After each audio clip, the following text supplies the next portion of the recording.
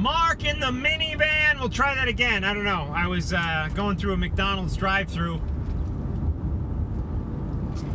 Just getting a Diet Coke, actually. No fast food for me. I'm pro Diet Coke. I know there's a lot of controversy over the diet sodas and stuff, but I've really examined the scientific evidence. And let's just say no soda is good soda, but I do believe diet soda is better than diabetic soda filled with sugar.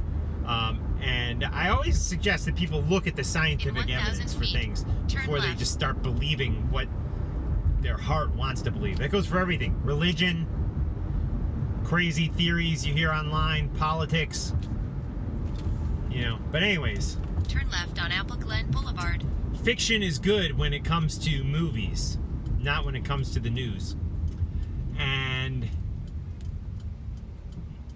Once Upon a Time in Hollywood was magical because it took this, I saw this yesterday, it took this amazing true story of Sharon Tate. If you don't remember who Sharon Tate is, I would, spoiler alert, guys, if you don't want to know about Once Upon a Time in Hollywood, turn it off now.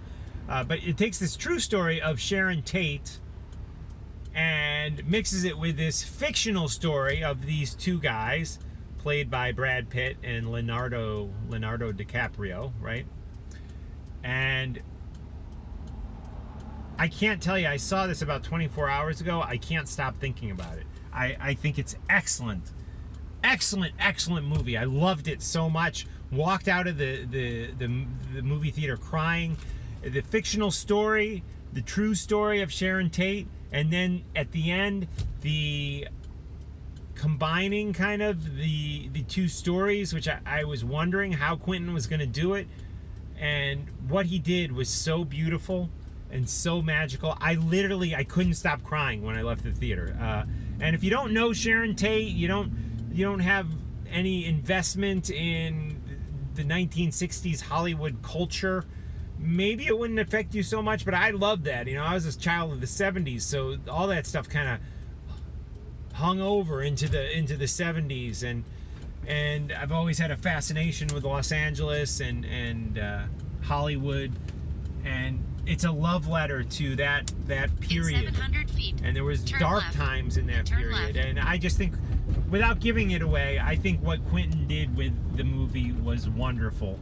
And since we talk a lot about music, and I host a music podcast called Talking Metal, I did want to say big props to Quentin for his music choices throughout this movie, because it's an incredible soundtrack of music from that era, including my good friend Carmine Appice, his band Vanilla Fudge. Their cover of You Keep Me Hanging On, which was a big hit back in the 60s. They played it on the Ed Sullivan Show, and it was all over hit radio. Their cover of the Motown, the Supreme song, You Keep Me Hanging On.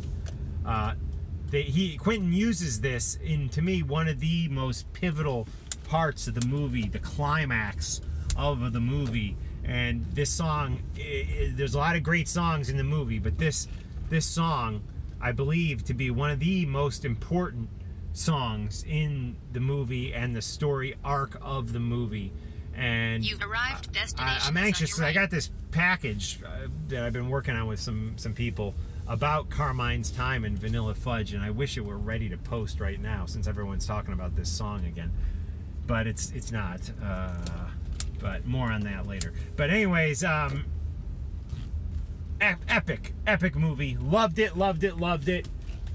Check out the new episode of Talking Metal. I just posted it yesterday. It's Talking Metal Tuesdays. You get a new episode of Talking Metal every Tuesday.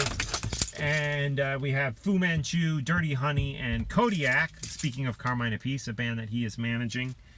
And what else is going on? We did a 14-mile bike ride today. Wow. My kids and my wife are at my sister-in-law's house. She has a beautiful pool. And it's nice to get out of New Jersey. It's always, I'm most comfortable in New Jersey, especially in my town, Maplewood, because we're such a cool little community. But it's nice to step outside of my safety zone and come here. I was listening to 1190 AM. They call it Wow Wow.